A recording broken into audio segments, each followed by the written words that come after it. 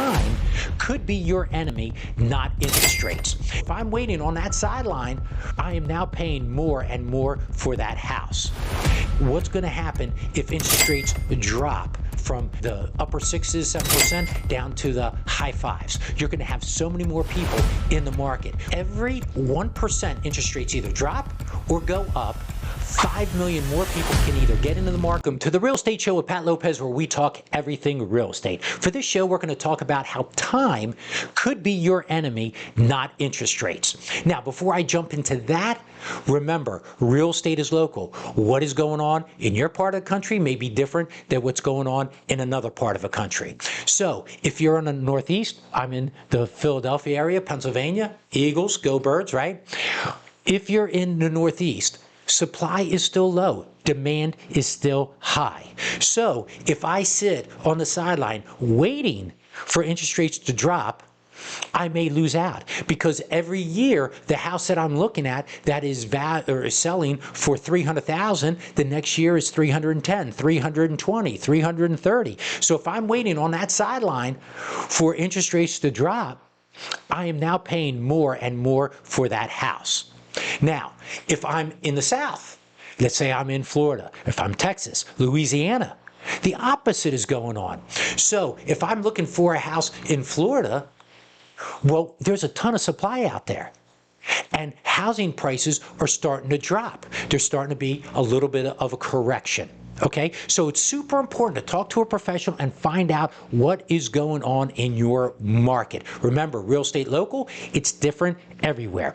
I'm also going to let you know that the National Association of Realtors, NAR, they did a study. And when they did a study, they looked at interest rates and the impact. And they noted that every 1% interest rates either drop or go up, 5 million more people can either get into the market or out of the market. Now, if you're a person out there saying, hey, I want to be on the sideline, or if you're a professional, if you're a realtor and you have a client saying, hey, I'm waiting for interest rates to go down, guess what? 5 million other people are in the same boat. And what's going to happen if interest rates drop from the upper 6s, 7% down to the high 5s? You're going to have so many more people in the market. What do you think that's going to happen with pricing of homes, especially in the Northeast, where there is a shortage of homes out there and there's more of a demand? Remember, we can never get away from the law of supply and demand. Okay, so in the Northeast, we have more demand than supply. In the Sun Belt part of the country, there's more supply than there is demand. Okay, so super important to take a look at. And remember, for every 1% interest rates go down, there's 5 million more people now that can afford to jump in the market. Now, what is going to happen in the future with the supply and demand? Well, we look at something that's called household formation, okay? You have a family, one of the children moves out, they start their own family, they buy their house. That's a new formation. There's 77 million millennials out there nationwide that are in the prime buying ages. And we are looking at the demand of being somewhere in the vicinity of about 1.8 million new household formations year after year. The supply is a little bit lower. The supply is 1.5 million. So we're running somewhere around 200, 300,000 deficit in homes. So once again, you take a look at these charts that I'm putting up. Demand, approximately 1.8 million.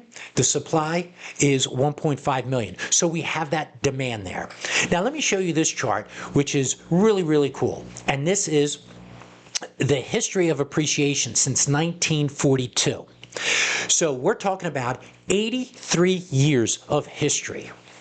And look what goes on decade after decade after decade, how home appreciation keeps on going up, anywhere between 23% in a decade, which is super low, up to 130% appreciation in a decade. And why do I say decade? Because the average person who buys a house stays in that house for 11 years. 11 years. So, hey, if one year something switches and goes up and down, that kind of thing, okay, great. But you're in there for the long haul. But take a look at this chart. Out of 83 years, 75 years appreciation. Houses went up in value. There was only 7 times that the value went down. And we all remember 2006, 7, 8, 9, 10. They were like the mortgage crisis years, where we had recession and there was all the craziness going on. But nothing like that's going on anymore. Because if you remember, back then we had things like called no doc loans, no income, no asset, no job. Literally, if you had a credit score, you got a house. No income, no asset, no job. And then came along Dodd-Frank. Dodd-Frank came out and it was new legislation saying that every bank, every lender would have to prove that the buyer was able to afford a payment. What did that mean? Full documentation, pay stubs, W-2s, tax returns. So that short period when it was the wild, wild west, when we're talking about subprime loans, no doc loans out there where people were buying, which caused the financial crisis, is no longer there. So we have normal foreclosure rates, 1-2%, and that typically happens if you have a husband and wife, one passes away, and now the other party can't afford, to pay the house. Historical norms of what's going on. So if you look at the appreciation on this chart, you can see year after year after year, prices go up. That's why I say time may be a bigger enemy than interest rates, because if you wait, that house for $300,000 next year could be $310,000, $320,000, and so on and so on. You can never get that money back. You can never pay less for that house if that price of that house keeps on going up, but you can refinance.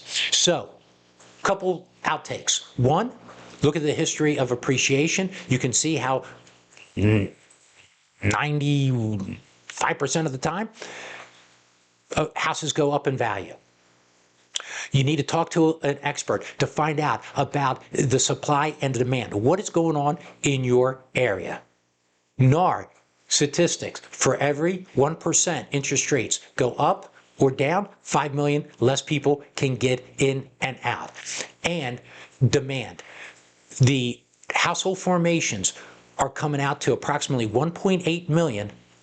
Supply is at around 1.5 million. Remember, anytime a first-time home buyer, a new buyer, one of those millennials, first-time home buyers, come into the market, they're taking market share out. When somebody sells a house and buy a new house, a move-up buyer, they're bringing a house on the market, but then they're taking one away. So there's no net gain. First-time home buyer, they're taking away the housing supply without return. So be sure to check out that supply and demand. If you're in the Sun Belts in the South, hey, it may make sense to wait a little bit. Prices may drop. If you're up in the Northeast, if you can afford it, you should buy now. But always, always talk to your agent just to make sure that it is a smart move. Talk to your family, your financial advisor, your accountant, and make sure it makes sense for